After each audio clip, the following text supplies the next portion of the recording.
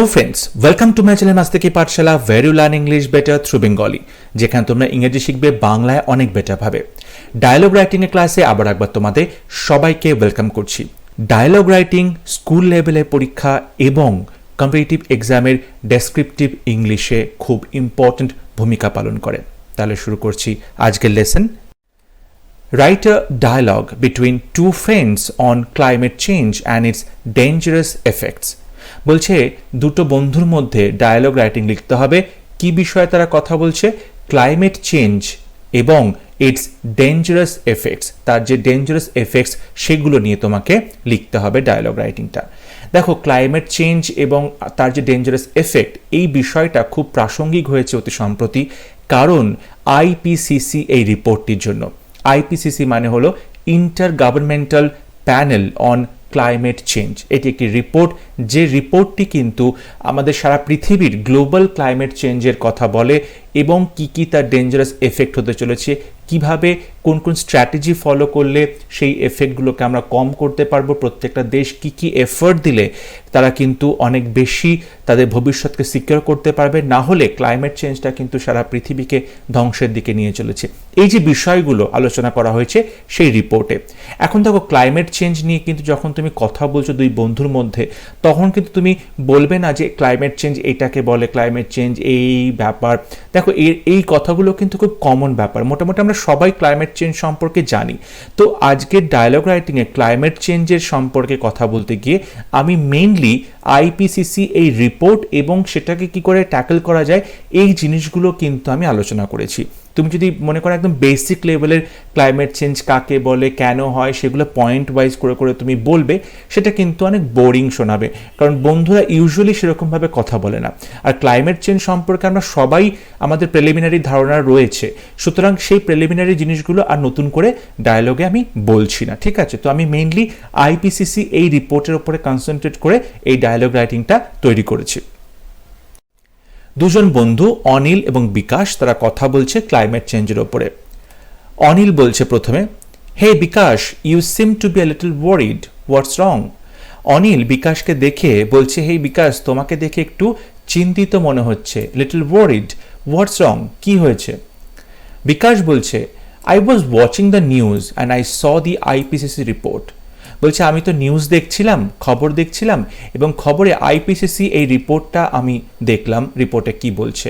It talks about global climate change. এই রিপোর্টে সারা পৃথিবীর যে ক্লাইমেট চেঞ্জ সেই নিয়ে কথা বলা হয়েছে, and its dangerous effects on the earth, এবং এই পৃথিবীর ওপরে তার যে ভয়ঙ্কর প্রভাব পড়তে চলেছে সেইটা কিন্তু এই রিপোর্টে আলোচনা করা হয়েছে। ক্লাইমেট চেঞ্জ এবং তার যে ভয়াবহ প্রভাব, এই দুটো বিষয় কিন্তু আইপিসিসি এই রিপোর্টে আলোচনা করা হয়েছে।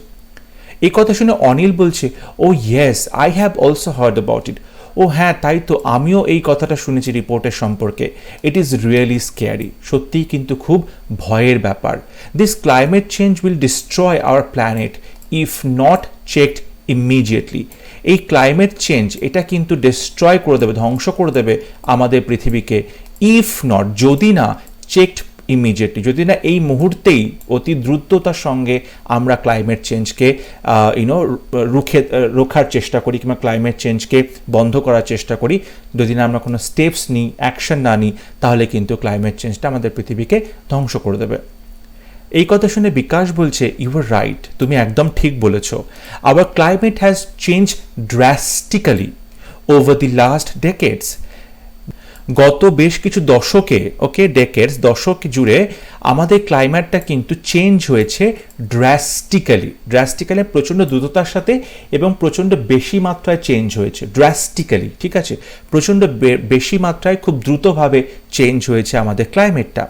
হিট ওয়েভস অ্যান্ড ড্রটস, এই যে তাপপ্রবাহ হচ্ছে, হিট ওয়েভস অ্যান্ড ড্রটস মানে খরা, ঠিক আছে? হেভি রেইনফলস অ্যান্ড ফ্লাডস, প্রচণ্ড বৃষ্টি হচ্ছে, বন্যা হচ্ছে, সাইক্লোনস হচ্ছে, ওয়াইল্ড ফায়ার্স হচ্ছে, জঙ্গলে আগুন লেগে যাচ্ছে, ল্যান্ডস্লাইডস হচ্ছে, ধস নামছে, অ্যান্ড আভালাঞ্চে, এবং বরফের ধস নামছে, আভালাঞ্চে, রক অ্যান্ড স্নো, এইটা ধস নামছে। These are happening frequently all over the world. সারা পৃথিবী জুড়ে এই যে ঘটনাগুলো সেগুলো ঘটছে ফ্রিকুয়েন্টলি, প্রায় খুব ঘন ঘন, প্রায়শই এই ঘটনাগুলো ঘটছে।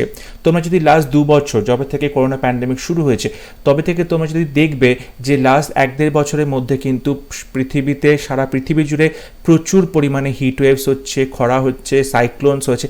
আমাদের ইন্ডিয়াতে দেখো না 3-4টে সাইক্লোন হয়ে গেল লাস্ট 1-1.5 বছরের মধ্যে। সো এই যে জিনিসগুলো, ওয়াইল্ড ফায়ার, জঙ্গলে আগুন লেগে যাচ্ছে, প্রচণ্ড বৃষ্টি হচ্ছে, বন্যা হচ্ছে, ইউরোপে বন্যা হয়েছে, চায়নাতে বন্যা হয়েছে, ইন্ডিয়াতে বন্যা হয়েছে। তো এই যে জিনিসগুলো, এই প্রাকৃতিক দুর্যোগগুলো, সেটা কিন্তু হচ্ছে because of climate change. Climate চেঞ্জের জন্য যে তাপ বেড়ে যাচ্ছে এবং পৃথিবীর টেম্পারেচার বেড়ে যাচ্ছে, তার ফলে কিন্তু প্রচুর চেঞ্জেস হচ্ছে পৃথিবীতে, ওয়েদারে। ওকে, তো এই যে জিনিসগুলো হচ্ছে সেটা কিন্তু খুবই ভয়ঙ্কর একটা জিনিস হচ্ছে, ঘটনাগুলো ঘটছে। তাতে কিন্তু মানুষের প্রাণের ক্ষতি হচ্ছে, পশু পাখিদের প্রাণের ক্ষতি হচ্ছে, সম্পত্তির ক্ষতি হচ্ছে, আমাদের পরিবেশের ক্ষতি হচ্ছে। এই কথা শোনার পরে অনিল বলছে, these are happening because the global temperature has already risen by about 1.1 degree Celsius from pre-industrial times। বলছে দিজ আর হ্যাপেনিং, এই যে ঘটনাগুলো একটু আগে বললাম সেগুলো ঘটছে বিকজ, কারণ দি গ্লোবাল টেম্পারেচার, সারা পৃথিবীর যে তাপমাত্রা, হ্যাজ অলরেডি রাইজেন, এটা কিন্তু অলরেডি বেড়ে গেছে by about 1.1 degree Celsius. 1.1 degree Celsius কিন্তু বেড়ে গেছে ফ্রম প্রি ইন্ডাস্ট্রিয়াল টাইম। যখন ইন্ডাস্ট্রিয়ালাইজেশন হলো আমাদের, সেই ইন্ডাস্ট্রিয়ালাইজেশনের আগে টেম্পারেচার যত ছিল তার থেকে কিন্তু টেম্পারেচার এখন 1.1 ডিগ্রি বেড়ে গেছে। আমরা দেখেছি প্যারিস অ্যাগ্রিমেন্ট, সেখানে বলা হয়েছিল পৃথিবীর টেম্পারেচার যেন 1.5 ডিগ্রি বেশি না বাড়ে। ঠিক আছে, এইটা কিন্তু চুক্তি করা হয়েছিল, বাট অলরেডি দেখতে পাচ্ছি 1.1 ডিগ্রি টেম্পারেচার বেড়ে গেছে। এবং কিন্তু আমরা দেখতে পাচ্ছি যে দ্য রিপোর্ট ওয়ার্নস, এই রিপোর্টটা আমাদেরকে সতর্ক করছে that the 1.5 degree Celsius threshold is likely to be breached before 2040। যে 1.5 ডিগ্রি যে আমরা একটা গন্ডি কেটে দিয়েছিলাম, থ্রেশহোল্ড যে আমরা গন্ডি কেটে দিয়েছিলাম, সেটা ইজ লাইকলি টু বি ব্রিচড, প্রায় ভেঙে যাচ্ছে। সেই গন্ডিটা কিন্তু প্রায় ভেঙে যাচ্ছে বিফোর 2040। 2040-এর আগেই কিন্তু আমরা দেখতে পাবো পৃথিবীর টেম্পারেচার 1.5 ডিগ্রি সেলসিয়াস বেড়ে গেছে। এখনই 1.1 ডিগ্রি সেলসিয়াস বেড়েছে, আর লাস্ট 20 ইয়ার্সে সেটা কিন্তু আরও বেড়ে গিয়ে 1.5 ডিগ্রি সেলসিয়াসের যে আমরা গন্ডিটা কেটে দিয়েছিলাম সেটা পেরিয়ে যাবে এবং টেম্পারেচার 1.5 ডিগ্রি বেশি হয়ে যাবে সারা পৃথিবীর গড় উচ্চতা। সো সেটা কিন্তু খুবই একটা ভয়ঙ্কর ব্যাপার, খুবই টেনশনের একটা ব্যাপার। বিকাশ বলছে অ্যাবসলিউটলি, তুমি একদম ঠিক বলেছ। ইন ইন্ডিয়া, এবং এটার প্রভাব কিন্তু সারা পৃথিবীতে যেমন পড়বে, ইন্ডিয়াতেও কিন্তু পড়বে। কারণ আইপিসিসি এবছর যেটা করেছে সেটা রিজন ওয়াইজ কিন্তু তারা একটা টেম্পারেচারের মাত্রা দেখিয়েছে, টেম্পারেচার যে ক্ষতি করছে সেগুলো দেখিয়েছে, এবং সেখানে ইন্ডিয়া সিচুয়েশনটা কিন্তু দেখানো আছে।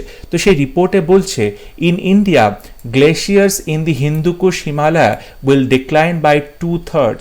বলছে হিন্দুকুশ পর্বতে যে গ্লেশিয়ার্সগুলো রয়েছে, হিমবাহগুলো রয়েছে, সেই হিমবাহগুলো কিন্তু 2/3 অংশ কমে যাবে, হিমবাহগুলো গলে জল হয়ে যাবে। This will lead to severe rainfall over southern India. এবং এর ফলে কি হবে, আমাদের যে দক্ষিণ ভারত সেখানে কিন্তু প্রচুর পরিমাণে বৃষ্টিপাত হবে। আইস রক অ্যাভালান্সে উইল হিট উত্তরাখণ্ড। এবং এই যে আমি বললাম বরফের যে তুষারপাত হবে, ঠিক আছে, অ্যাভালান্সে হবে, তুষারের যে ধস নামবে, সেটা কিন্তু উত্তরাখণ্ডকে প্রচণ্ডভাবে এফেক্ট করবে, হিমাচল প্রদেশকে এফেক্ট করবে। Sea level will rise and, এবং সমুদ্রের যে তল, সমুদ্রের যে উচ্চতা সেটা কিন্তু বেড়ে যাবে, জলের উচ্চতা বেড়ে যাবে।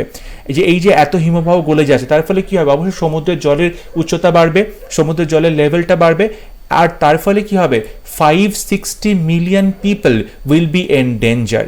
এবং তার ফলে সারা ভারতবর্ষে 560 মিলিয়ন লোক প্রায় ক্ষতিগ্রস্ত হবে এই সমুদ্র তলের উচ্চতা বাড়ার জন্য। সো এটা কিন্তু খুবই ডেঞ্জারাস একটা সিচুয়েশন হতে চলেছে ভবিষ্যতে। খুব অল্প বছরের মধ্যেই কিন্তু এই চেঞ্জগুলো ঘটছে এবং তার ক্ষতিকর প্রভাবটা প্রত্যেকটা মানুষ, প্রত্যেকটা জীবজন্তু কিন্তু ফিল করছে। সো এই জিনিসটা খুবই ডেঞ্জারাস এবং খুবই গভর্নমেন্টের তরফ থেকে কিন্তু প্রচণ্ডভাবেই ইমিডিয়েট অ্যাকশন এটা রিকোয়ার করছে। এই কথা শুনে অনিল বলছে, I think with this our future is uncertain. আমার মনে হয় এইটার সঙ্গে মানে এই যে আমরা দেখতে পাচ্ছি চেঞ্জেসগুলো আসছে ক্লাইমেট চেঞ্জ, এর ফলে আওয়ার ফিউচার আমাদের ভবিষ্যৎ ইজ আনসার্টেন, আমাদের ভবিষ্যৎ কিন্তু অনিশ্চিত। এই যে চেঞ্জেসগুলো হচ্ছে ক্লাইমেট চেঞ্জ, তার ফলে আমাদের ভবিষ্যৎ আনসার্টেন, অনিশ্চিত। All the countries should immediately maintain their pledges to the Paris Agreement. প্রত্যেকটা দেশের কিন্তু সমস্ত দেশের উচিত ইমিডিয়েটলি অতি দ্রুত মেনটেন করা দেয়ার প্লেজেস, তারা যে অঙ্গীকার করেছিল সেই অঙ্গীকারটা, কিসে অঙ্গীকার করেছিল? প্যারিস অ্যাগ্রিমেন্টে। প্যারিস অ্যাগ্রিমেন্টে যে তারা অঙ্গীকারবদ্ধ হয়েছিল সেই অঙ্গীকারটা তাদের কিন্তু অবশ্যই এখন মেনটেন করার সময় চলে এসছে। কি অঙ্গীকার করেছিল? টু কন্ট্রোল দি টেম্পারেচার, এই যে পৃথিবীর তাপমাত্রা তারা কন্ট্রোল করবে বাই রিডিউসিং, কিসের মাধ্যমে কন্ট্রোল করবে? কমিয়ে দেবে, রিডিউস করবে। বাই রিডিউসিং কি কমিয়ে দেবে? Green house gas emission. Green house gas যে প্রকৃতিতে নির্গত হচ্ছে সেই গ্রিন হাউস গ্যাসের এমিশনটা তারা কমিয়ে দেবে। আমরা জানি কার্বন ডাইঅক্সাইড, মিথেন, বিভিন্ন এরোসলস আছে, এইগুলো কিন্তু গ্রিন হাউস গ্যাস, এবং এরা কিন্তু কি করে? টেম্পারেচারটাকে ট্র্যাপ করে, পৃথিবীর টেম্পারেচারটা যেটা বাইরে বেরিয়ে যাওয়ার কথা সেটাকে তারা ট্র্যাপ করে, তারা আটকে দেয়। এর ফলে পৃথিবীর টেম্পারেচারটা বাড়তে থাকে, পৃথিবী থেকে সেই তাপমাত্রাটা বাইরে বেরোতে দেয় না এই সমস্ত গ্রিন হাউস গ্যাসগুলো।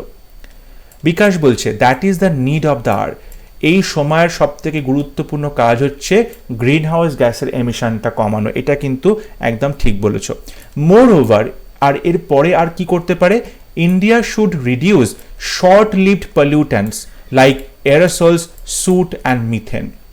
এবং ইন্ডিয়ার আর একটা জিনিস করা উচিত, সেটা হচ্ছে অল্প শর্ট লিভড পলিউটেন্টস, অল্প সময়ের জন্য যে পরিবেশ দূষণ হচ্ছে, দূষক যে পদার্থগুলো আছে, পরিবেশ দূষণ করছে যে পদার্থগুলো, যেমন বিভিন্ন এরোসলস রয়েছে, ওকে, বিভিন্ন যে বাষ্প ধূলিকণা রয়েছে, ঠিক আছে, সুট, ওকে, এই যখন কোনো কিছু পোড়ানো হচ্ছে, পোড়ানোর ফলে যে স্ফুলিঙ্গগুলো হচ্ছে, ঠিক আছে, যে কালো ছাই রঙের যে পদার্থগুলো বেরোচ্ছে, ধুলোকণাগুলো বেরোচ্ছে, সেগুলোকে সুট বলা হয়ে থাকে। মিথেন গ্যাস, কারণ আমরা জানি মিথেন নিঃসরণে পৃথিবী কিন্তু 3 নম্বর স্থানে আছে, মানে 3 নম্বর স্থানে আছে যেখানে মিথেন বেশি নিঃসরণ করছে। আর এই মিথেন এবং এরোসল সুটস এগুলো কিন্তু কি করছে? দিস পলিউটেন্টস ট্র্যাপ হিট, তার তাপমাত্রাটাকে ট্র্যাপ করছে, making the air around them warmer, তাদের চারপাশে যে বাতাস সেটাকে কিন্তু অনেক বেশি গরম করে তুলছে। তার ফলে কি হচ্ছে? তার ফলে গ্লোবাল ওয়ার্মিং হচ্ছে, এবং এই গ্লোবাল ওয়ার্মিংয়ের জন্যই কিন্তু ক্লাইমেট চেঞ্জটা হচ্ছে। So carbon green gas emission, তারপর সেখান থেকে গ্লোবাল ওয়ার্মিং, সেখান থেকে ক্লাইমেট চেঞ্জ, এই জিনিসগুলো কিন্তু আমাদের বন্ধ করতে হবে। অনিল বলছে see India has set up International Solar Alliance. বলছে দেখো, ইন্ডিয়া কিন্তু অলরেডি ইন্টারন্যাশনাল সোলার অ্যালায়েন্স তৈরি করেছে, যেখানে বিভিন্ন দেশ যেখানে সূর্যের আলো ডাইরেক্টলি তারা পেয়ে থাকে, সেই দেশগুলো কি করবে? সোলার এনার্জিটাকে কাজে লাগাবে, ঠিক আছে, সোলার এনার্জিকে কাজে লাগিয়ে সেখান থেকে তারা রিনিউয়েবল এনার্জি তৈরি করবে, এবং সেই এনার্জি দিয়ে কিন্তু বিভিন্ন কাজকর্ম করবে। The country has raised the domestic renewable energy target to 450 gigawatt by 2030, এবং ইন্ডিয়া কি করছে 2030-এর মধ্যে তার যে রিনিউয়েবল এনার্জি সোর্স সেটা কিন্তু টার্গেটটা 450 করে দিয়েছে, 450 গিগাওয়াট করে দিয়েছে, টার্গেটটা অনেকটা বেশি বাড়িয়েছে। এবং এই রিনিউয়েবল এনার্জির মধ্যে কিন্তু সোলার এনার্জি, উইন্ড এনার্জি, ঠিক আছে, এইগুলো সব কিন্তু রয়েছে। ওকে, তো এই এনার্জিগুলো কিন্তু কোনো রকম পরিবেশ দূষণ করে না, এটা তোমাদের মাথায় রাখতে হবে। and is putting in place national hydrogen mission to fight climate change, এবং অতি সম্প্রতি ন্যাশনাল হাইড্রোজেন মিশন আমরা দেখতে পেয়েছি সরকারের তরফ থেকে শুরু করা হচ্ছে, যার ফলে কি হবে? ক্লাইমেট চেঞ্জকে তারা রুখতে পারবে, ক্লাইমেট চেঞ্জকে রোখার চেষ্টা করতে পারবে। বিকাশ বলছে I hope this will reduce the impacts of climate change. আমি আশা করি এই কাজগুলো করলে কিন্তু ক্লাইমেট চেঞ্জের যে ইম্প্যাক্ট সেটা কিন্তু কমে যাবে। অনিল বলছে definitely, I also think so, একদম ঠিক বলেছো, আমারও তাই মনে হয়। By the way, it was nice talking to you. যাই হোক, তোমার সাথে কথা বলে খুব ভালো লাগলো। বিকাশ বলছে সেম হিয়ার, আমারও তাই, তোমার সাথে কথা বলে ভালো লেগেছে। এবং এভাবে কিন্তু তুমি ডায়লগটা শেষ করবে। দেখো, ডায়লগটা তুমি শুরু করবে, শেষ করবে, কখনোই কিন্তু সেটা অ্যাব্রাপ্টলি করতে পারো, হঠাৎ করে শুরু হঠাৎ করে শেষ কিন্তু করতে পারো না। তোমাকে খুব সুন্দর করে শুরু করতে হবে, সুন্দর করে শেষ করতে হবে, একটা কনক্লুশন টেনে তোমাকে শেষ করতে হবে। সো এইভাবেই তোমার ডায়লগ রাইটিং করবে। আই হোপ আজকে ক্লাস তোমাদের ভালো লেগেছে, বিষয়টা তোমরা বুঝতে পেরেছো। যদি কারো কোনো কোয়ারিজ থাকে ডেফিনেটলি তোমরা আমাকে কমেন্টে লিখে জানাবে। ক্লাস ভালো লেগে থাকলে অবশ্যই ভিডিওটি লাইক করবে, শেয়ার করবে and don't forget to subscribe to my channel. পরবর্তী ক্লাস নিয়ে খুব শীঘ্র দেখা হবে। ততক্ষণ সবাই ভালো থাকবে, সুস্থ থাকবে। Thank you.